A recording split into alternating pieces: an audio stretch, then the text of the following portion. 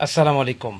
প্রিয় শিক্ষার্থী, আপনার পড়া প্রতিদিন হয় না কয়েকটি কারণে। তার ভিতরে আমি ৩টি কারণ বলবো।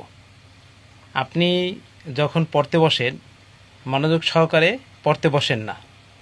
আপনি যখন পড়তে বসেন, আপনাকে কেউ ডাক দিলে আপনার বন্ধুবান্ধব বা আপনার পরিচিত সহপাঠী বা আপনার এলাকার ভিতরে যাদের সাথে আপনি টাইম স্পেন্ড করেন, সময় পার করেন, তারা যদি আপনাকে ডাক দেয়, আপনি সাথে সাথে ছুটে চলে যান।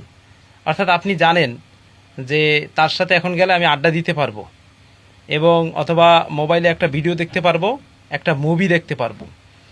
এরকম বিষয় কিন্তু আপনাদের প্ল্যান করা থাকে।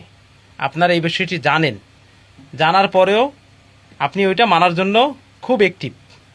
এখন আপনি পড়তে বসছেন, আপনার বাসা থেকেও বলছে, আপনার পড়ার চাপ আছে, আপনার টিচার আপনাকে বারবার বলতেছে, আপনি এখন পড়তে বসছেন, আপনাকে ডাক দিল, আপনি চলে গেলেন।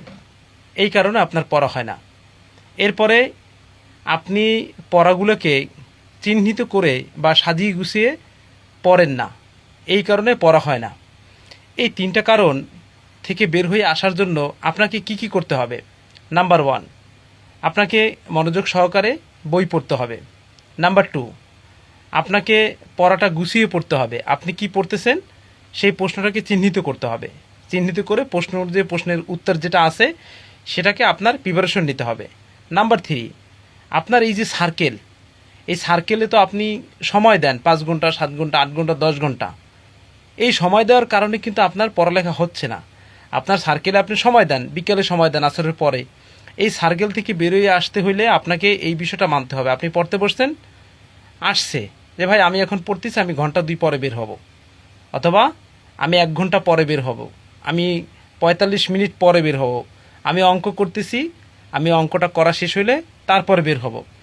এইভাবে আপনি নিজের সাথে কমিটমেন্ট হন।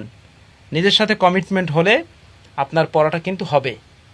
আপনি এই কারণে কিন্তু পিছিয়ে যাচ্ছেন, আপনার মস্তিষ্কের ভিতরে পড়ালেখার চিন্তা ব্যতীত সমস্ত চিন্তা আছে। শুধু পড়ালেখাটা মানতেছেন না, করতেছেন না সময় মতো, নিয়মিত। আপনি বাকিগুলো সব করতেছেন। ধন্যবাদ।